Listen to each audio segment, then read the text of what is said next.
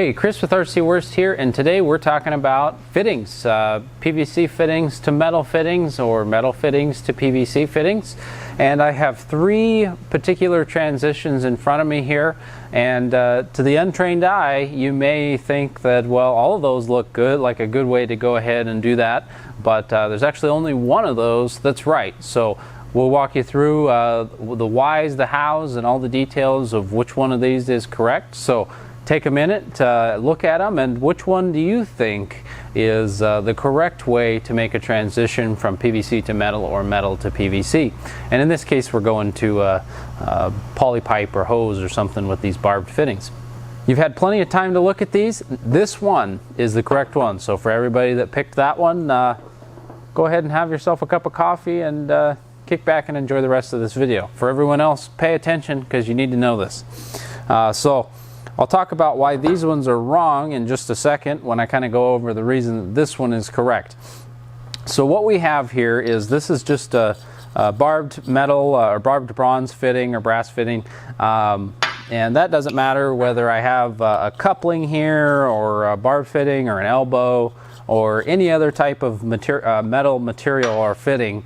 The important thing here is that we've actually got a coupling, and then this would be a glue. In this case, this is a socketed coupling or a glued coupling, and then we have a Schedule 80 nipple, so a socket by thread nipple that works really well for this type of transition. And that's because the nipple is going to be a lot thicker all the way through, so that if you have this fitting buried underground and you get some settling that occurs, that's going to put a lot of stress on the joint. And a lot of times that stress is going to find the weakest part of the pipe and break it, or cause a crack or something along those lines. So that's why this particular method works really well. Like I said, this is just a nipple. You could buy just like a standard thread by thread Schedule 80 nipple, cut that in half, and then you've got two potential opportunities to make a proper transition. So the plastic in these nipples is really good. It's the true Schedule 80, whereas like what we have on this one, and the reason this one's bad is we've got a male adapter that transitions, and the problem with these male adapters is, and I'll remove this stuff real quick here. The problem with the male adapters is the plastic right here at the base of the threads is just not as thick as all the way throughout just a standard Schedule 80 nipple. So it tends to be the shearing point. When you run into problems, that part right there just tends to shear right off. So that's the reason that this particular one is not a good idea. Now this one here, the reason that this one's not a good idea is because oftentimes when you're putting pipe together, you know, you'll throw your wrench on there and give it an extra couple turns after you've gotten it finger tight, and you maybe check the system for leaks before backfill or whatever, and then everything's good. But then a few months later, 6 months, a year down the road, that force, the constant outward force that the fitting applies when it's tightened in there, causes the PVC to split.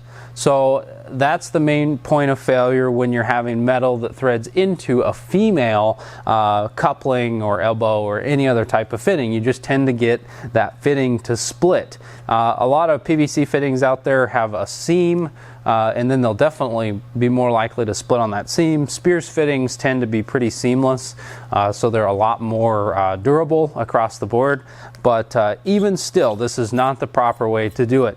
Now, if you find yourself in a situation where you have absolutely no choice but to do this type of a connection, where you've got like a coupling or an elbow or something that you have to thread something metal into, it's a good idea to opt for the more expensive fitting and get a stainless steel reinforced fitting, and then just be cautious not to over tighten it. Or in the case that you don't have anything or you don't have access to a stainless steel fitting, or you need to get this done right away, you can just put a stainless steel hose clamp on this fitting to give it some additional reinforcement, and that would just go right around the hose, or right around the coupling right here, and tighten it down as good as you can get it. But again, it's not recommended to do that unless you absolutely have to, and make sure you remember where that fitting is buried, because you know, you might have to dig it up later. So keep that in mind when you're looking at these things. What I also wanted to talk about is is how to properly thread PVC fittings and metal fittings together. And this is more on the PVC side of things in terms of when you're using thread tape, which I've got some thread tape here, or you're using some sort of a thread sealant. You want to make sure that you're using something that's suitable for PVC. Like, there's a lot of thread sealants on the market that actually are terrible to use on PVC, that will just not work well with the material. They can cause it to kind of just deteriorate much quicker because of the chemical composition in the thread sealant. So make sure that you use something that specifically lists PVC on the front of the label.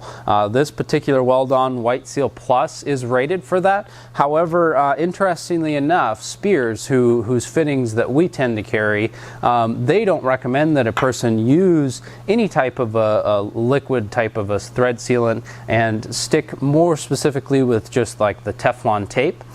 So that's definitely important to keep that in mind.